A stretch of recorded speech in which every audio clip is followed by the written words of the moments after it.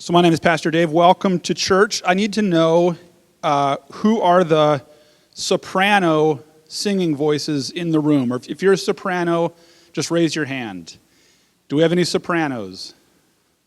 I see you guys are shy. Like some of you are just you're not, like you can go all the way up with it, unless you didn't put on deodorant. The sopranos. Okay, there's a few of you. You'll know your part later on. So the Israelites, God's people, were enslaved in Egypt for like 400 years. And then God raises up Moses, and he partners with Aaron, and they become the leaders that help set the Israelites free from their slavery in Egypt. And this is found in the book of Exodus. And it's called Exodus because they leave Egypt. And then you have Numbers and Deuteronomy and these other books where it's talking about what happens like after they've left, but before they reach their destination. They're in between slavery and the promised land. And in this time, there is this really bizarre story, which is why I like it. The Bible has some fascinating stories. So Numbers chapter 16, it says, one day Korah, son of Izhar, a descendant of Kohath, son of Levi, conspired with Dathan or Dathan. Do you pronounce the T or is it a th or is it a TH? With Abiram, the son of Elab, and On, son of Peleth, from the tribe of Reuben. The tribe, not the sandwich, obviously. Here's where we get to the heart of it.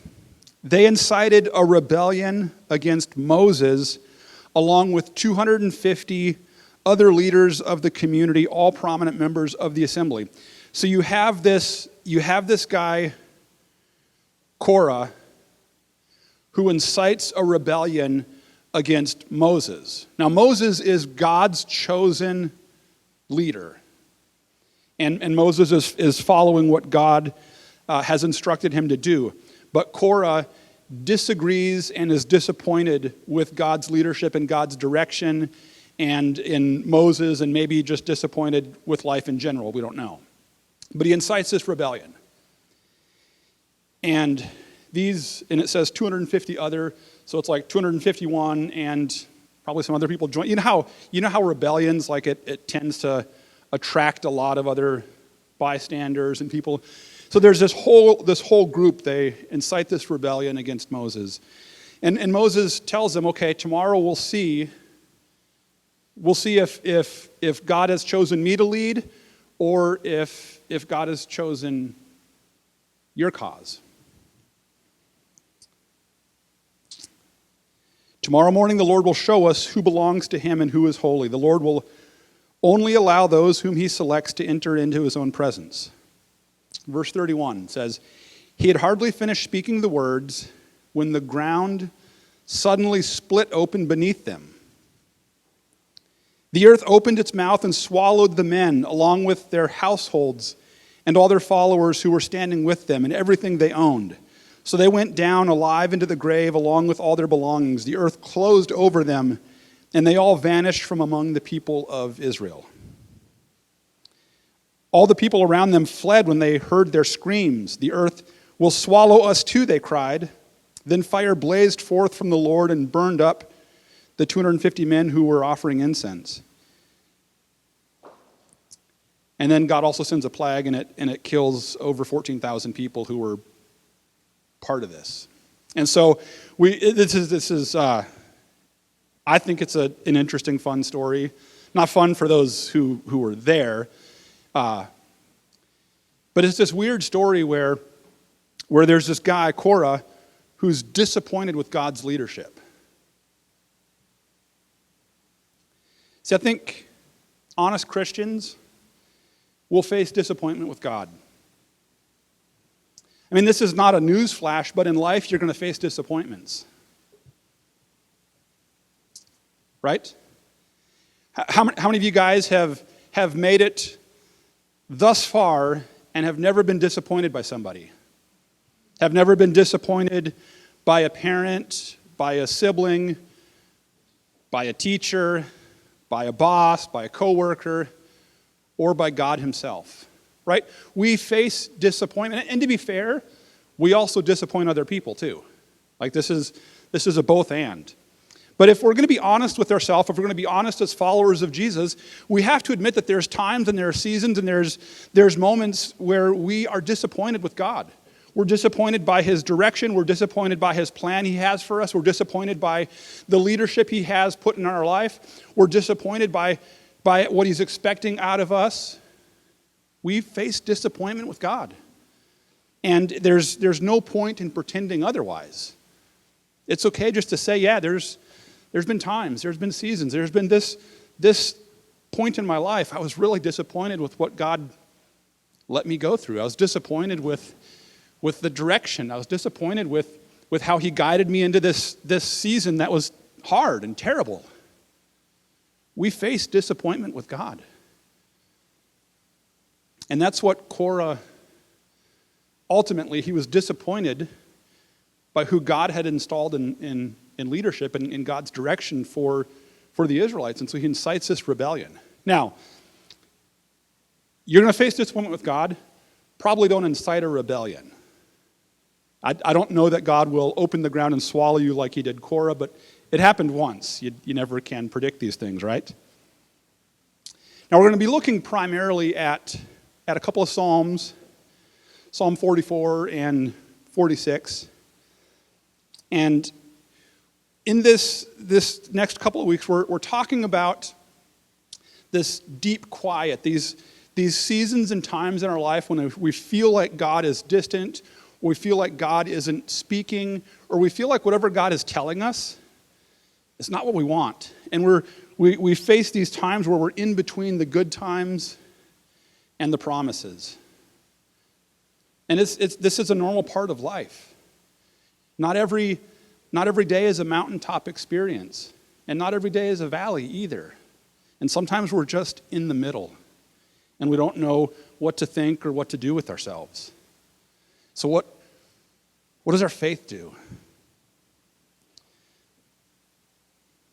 So Psalm 44, and it's not up on the screen, but if you were to open your Bible and look up Psalm 44, before the Psalms, now the Bible has a lot of different books. The Numbers 16 passage that we read, that was a historical book, right? We have books that are it's the history of God and what he did with his people, and it's the history of the kings and all this sort of stuff. We've got some prophets, some books that are written by prophets, and they have some strange language and prophecy. We have the Gospels, the story of Jesus. We have the epistles, all these letters written to the early church. And then we have the Psalms. And the book of Psalms is a collection largely of songs and poetry. And the whole Bible has been inspired by God. But the Psalms are unique in the sense that in God inspiring these people what to say, they also have their personality and their good times and bad times kind of show up in this. It's almost as if they're instead of it being a letter to us, it's almost like there's portions of it where it's really written to God by the writers. And so Psalm 44, it says, the heading of it, kind of the description is, for the choir director, a psalm of the descendants of Korah. So now Korah had 3 sons. We know that from in Numbers. And Korah himself had an accident, got swallowed up. But scholars have to believe that one or maybe all of his sons, they weren't part of that rebellion, and they listened to Moses' warning. If you read the full version of that story, you'll see Moses warned the people, and we think that at least one of the sons heeded Moses' warning and escaped and wasn't killed, and now we have the descendants of Korah who if you read the Psalms, you'll see that they write a lot of these, and they were people who wrote a lot of songs that were used in temple worship. So, Psalm 44. O God, we have heard it with our own ears. Our ancestors have told us of all you did in their day, in days long ago. You drove out the pagan nations by your power and gave all the land to our ancestors. You crushed their enemies and set our ancestors free. They did not conquer the land with their swords. It was not their own strong arm that gave them victory. It was your right hand and strong arm and the blinding light from your face that helped them, for you loved them. Now, when they write the opening stanza of this song, I mean, this is for a choir director, so we're assuming like this becomes, they add music and maybe dancing. I don't know. Probably not dancing. I don't know. We don't know. If you want to practice with this later in your own like living room, you could see if you could add dancing to it. But when they say that we have heard it with our own ears, our ancestors have told us, what do you think their ancestors told them? Now, these guys are the descendants of Korah, so they probably grew up knowing the story of Korah's rebellion. Like, they probably understood that their great-great-great-grandfather had incited a rebellion against Moses himself and was killed. But what other stories do you think they heard? I'm going to make the assumption they knew the story of Joshua in the Battle of Jericho, of the time when God brought them across the Jordan River to the edge of the city of Jericho, and how God had them march around the city for a week, and how they didn't defeat Jericho because they were the best fighters. They didn't defeat Jericho because they had the best bow and arrows and swords and all that. When they finished marching on that last day, what did they do to defeat Jericho? They shouted. Now, sometimes you can win an argument if you shout. It's not great form, but it works. You're probably not going to defeat a city and topple its walls by shouting. But in the instance of Jericho, under God's leadership, through Joshua, they did. And it becomes this amazing historical, Joshua becomes kind of maybe the George Washington of the Israelites. This great commander who helped them defeat and get into the promised land, helped them defeat Jericho and these other places. But he didn't do it all because he was the best swordsman. They just shouted, and God did the work in that story. Or maybe they're referring to the story of Gideon, right? Gideon had command of like 30-some thousand soldiers, and they were going to go fight this battle, and God said, whoa. That's too many guys. You're not going to need that many. And so God tells Gideon that, we're going to pare this down. And through this strange process, that God has them pared down to 300 men. And then it seems unlikely that these 300 men are going to go in with swords and battle axes. I don't know if they had battle axes or not, but nunchucks maybe. But what happens is God said, no. You're going to have a horn and a candle, because that's how we fight our battles now, with horns and candles. But it says that it was just after midnight, after the changing of the guard, when Gideon and 100 men with him reached the edge of the Midianite camp. They split the 300 into 300 groups, 3 groups of 100 men.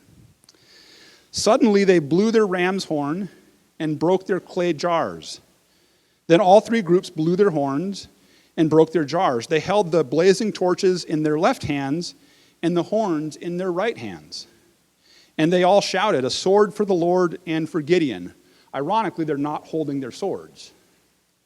Each man stood at his position around the camp and watched as all the Midianites rushed around in a panic. The Lord caused the warriors in the camp to fight against each other with their swords. And so God uses this strange thing, and he causes the Midianites to fall into this confusion where they just defeat each other.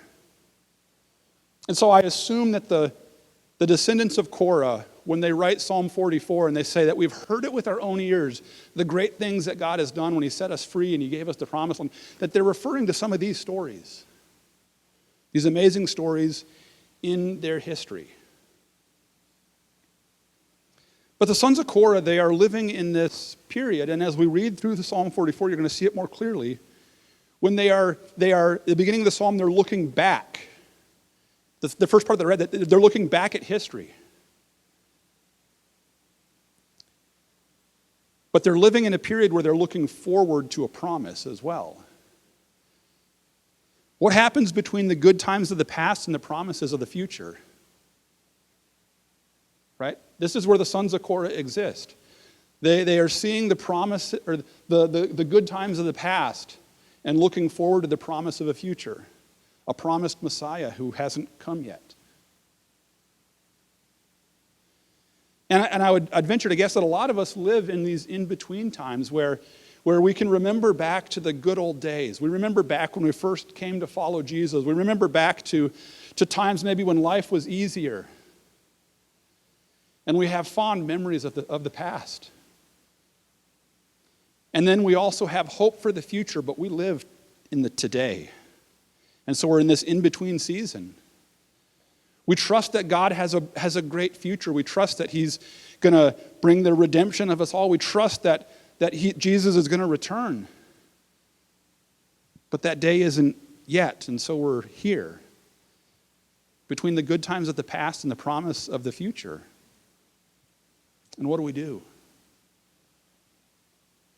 Continuing in Psalm 44, verse 4, it says, "You are my king and my God. You command victories for Israel. Only by your power can we push back our enemies. Only in your name can we trample our foes. I do not trust my bow. I do not count on my sword to save me. You are the one who gives us victory over our enemies. You disgrace those who hate us. Oh God, we give glory to you all day long and constantly praise your name." And then it says interlude. So that's like in musical terms, that's like where the bridge starts, I think. This is where the guitarist does the solo.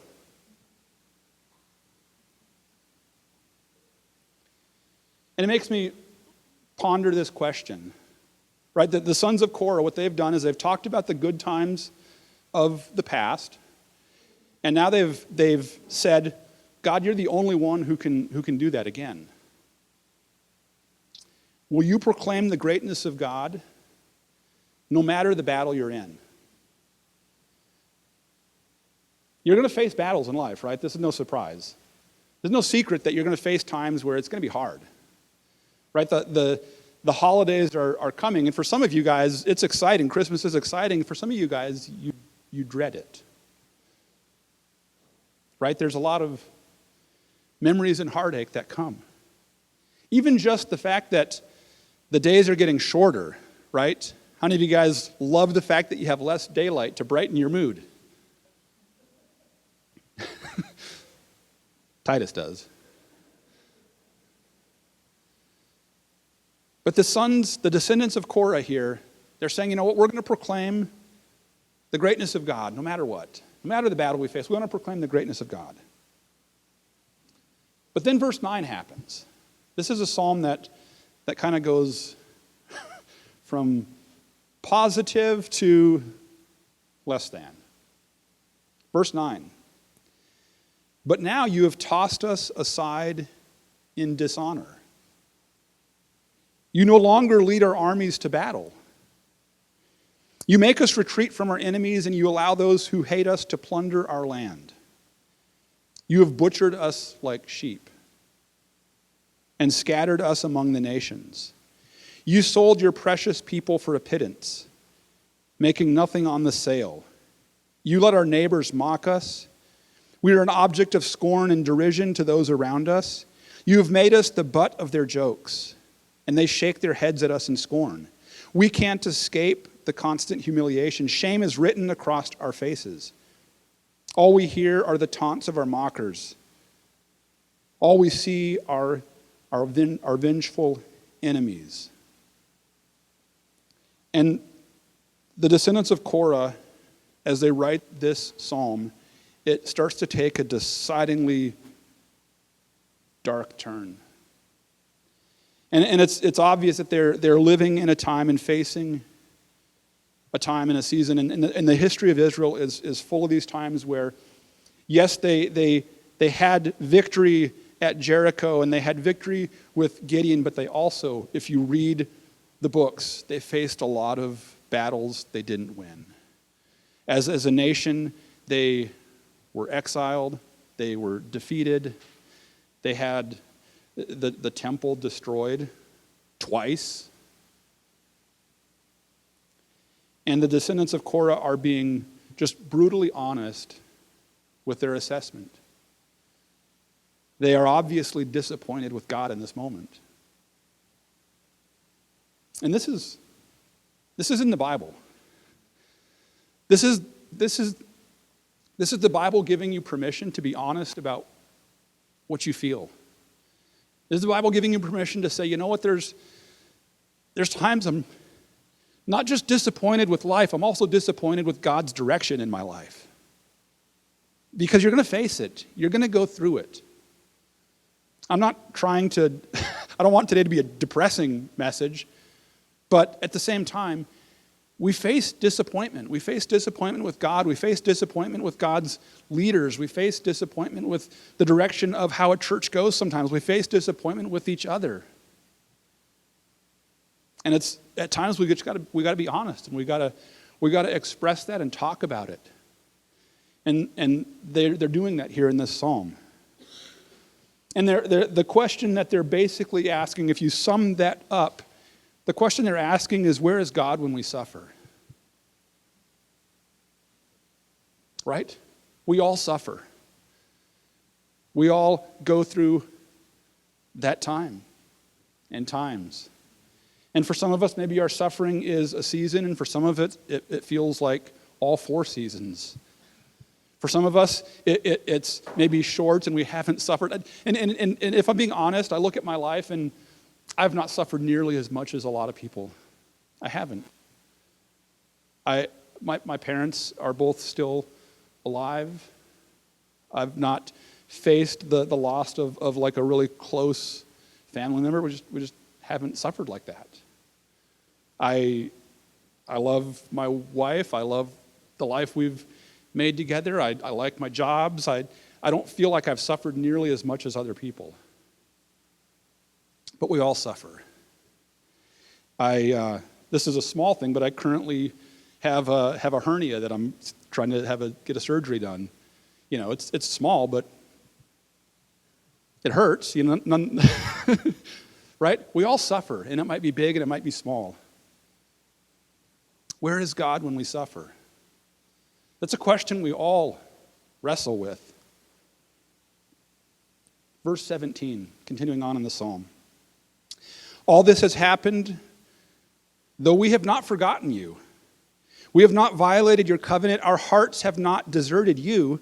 We have not strayed from your path, yet you have crushed us in the jackal's desert home. You have covered us with darkness and death. If we had forgotten the name of our God or spread our hands in prayer to foreign gods, God would surely have known it, for he knows the secrets of every heart. But for your sake, we are killed every day. We are being slaughtered like sheep. And the descendants of Korah are saying, God, where are you in this moment when we're suffering, when we're facing defeat? Because we haven't left you, but we feel like you have left us. That's what they're saying. They're saying, we didn't stop worshiping you. We haven't chased foreign gods. Why are you allowing us to suffer? We're still here, God. We're still following you. And yet you're allowing us to suffer. You're allowing us to face defeat. You're allowing us to be mocked and scorned. See, God does not always shield us from suffering. He simply doesn't. He won't. There's things that happen when we suffer that we need. I know that's a terrible thing to hear. See, God is, he's a long-term planner. He's interested in you becoming holy, and he will allow a lot of things in your life to help shape and mold you, to break you, to rebuild you. And he will allow you to suffer, and in his plan, he will allow you to suffer because he's trying to gain your whole heart. And sometimes suffering is the only way when we truly break enough and look inward enough to surrender. And he'll allow us to suffer. He won't shield us from it. Verse 23. Wake up, O Lord. Why do you sleep? Get up, do not reject us forever. Why do you look the other way? Why do you ignore our suffering and oppression? We collapse in the dust, lying face down in the dirt. Rise up, help us, ransom us because of your unfailing love. And they ask that question. God, are you sleeping while I'm suffering? Have you abandoned me? Are you looking away while I'm walking through it? That's a hard thing to recognize, is that there's going to be times, and maybe you're familiar with these times, when you're going to feel like God is distant. You're going to feel like God has abandoned you. You're going to feel like he's not there while you're suffering. That's part of being human in a broken world. And I don't have a quotable answer. I don't have a good quip to make it all feel better. As I studied and as I prepared and as I read, the only thing that I really could come to is in the midst of suffering, keep reading. See, the descendants of Korah, they write this psalm, Psalm 44. But then they also write Psalm 46. And in Psalm 46, I'm going to read it to you in a moment, but Psalm 46 has a different take on what they're going through. And the only thing I can really think of is when we go through suffering, keep reading. Keep going through it. Keep making it to the end of each day. And keep waking up the next morning. And keep determining in your heart that God, I don't feel like you're near me, but I'm still here. That's what the descendants of Korah, that's what they said. We're still here, God. We're still here. We feel like you're asleep. We feel like you have looked the other way. We feel like you've abandoned us, but we're still here. And so in the midst of suffering, just keep reading. Keep moving. Keep waking up.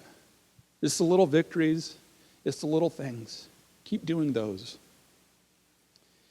And in Psalm 46, now I don't know that all the Psalms as they were compiled, they're not necessarily in chronological order, like which this was written in February and this one was written in March and this in April. We don't know exactly how they all fit chronologically. But Psalm 46, in the heading it says, for the choir director, a song of the descendants of Korah, to be sung by soprano voices. So this is where I needed my sopranos. So if you guys want to turn to Psalm 46,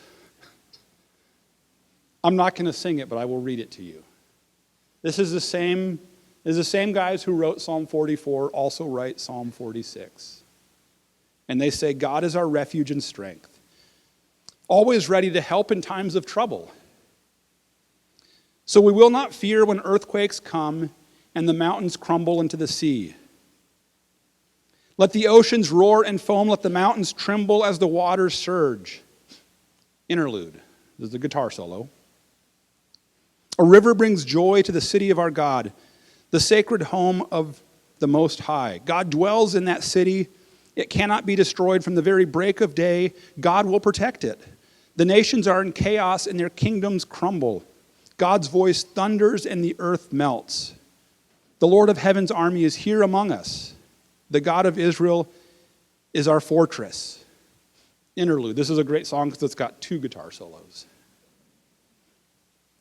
Come see the glorious works of the Lord. See how he brings destruction upon the world. So this psalm is not without suffering. There's a lot of bad things happening in this psalm. A lot of people suffering. But the authors of this psalm, the same as the authors of 46, have a different view on what suffering is bringing. He causes wars to end throughout the earth. He breaks the bow and snaps the spear. He burns the shields with fire. Be still and know that I am God. I will be honored by every nation. I will be honored throughout the world. The Lord of heaven's armies is here among us. The God of Israel is our fortress. Interlude. And I think what the descendants of Korah, I think what they establish is, number one, we are going to suffer. But number two, God is right here when we suffer. They had those, when they wrote Psalm 44, they felt like God was not there. They felt like God was sleeping. They felt like God had abandoned them. But in Psalm 46, they understand that though we may feel like God is distant, he is not. Though we may feel like he has abandoned us, he has not. Though we feel like he is not near to us, he actually is. We're to end with Isaiah 53. And this is written by Isaiah the prophet hundreds of years before Jesus arrived on the scene. This sermon series was inspired by that period of time between Malachi and Matthew. There's a 400-year gap where there's no prophets, no new scripture, where God is seemingly quiet.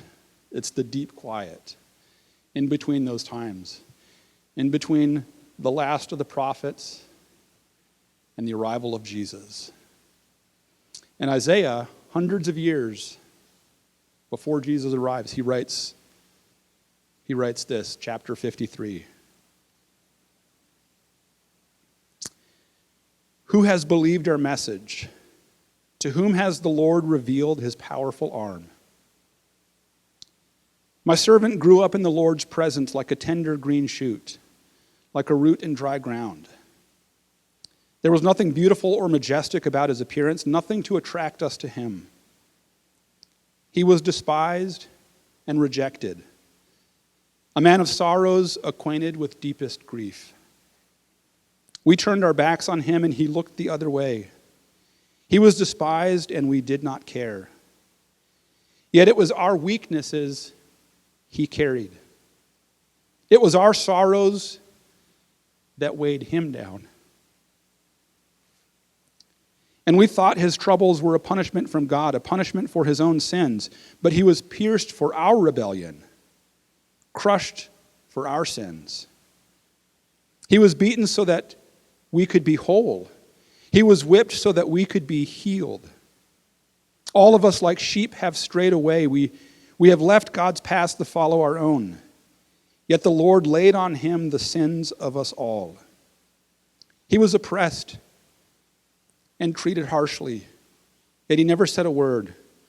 He was led like a lamb to the slaughter, and as a sheep is silent before the shearers, he did not open his mouth.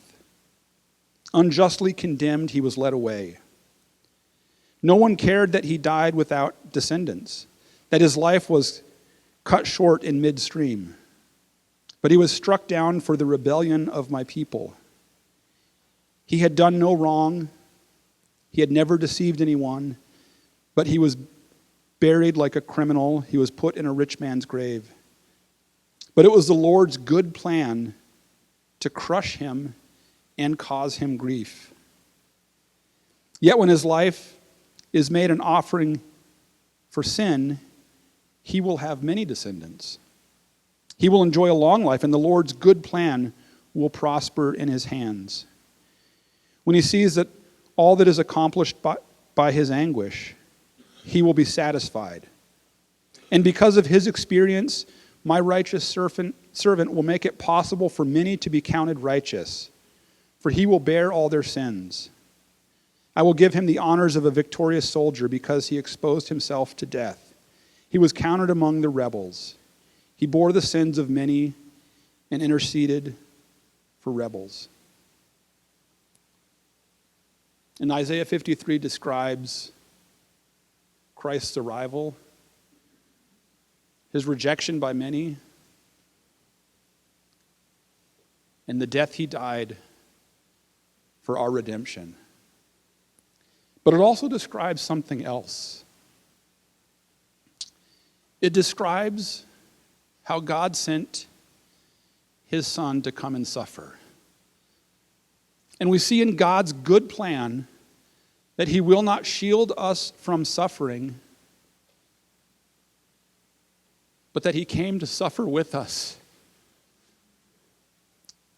He's not going to eliminate the hard things in life, but instead, he will walk through them with you. He will not take away the hurt, but he will grieve with you. That's the message. That's what Isaiah 53 tells us. The descendants of Korah, in their honest assessment, felt like God was sleeping while they were suffering. But Isaiah 53 reveals something else to the story. That God isn't asleep while we suffer. He suffers with us. What do we do in this in-between time between the good times of the past and the promise of the future? Oftentimes we go through suffering. But if we keep reading, we discover God suffers with us. Let's pray.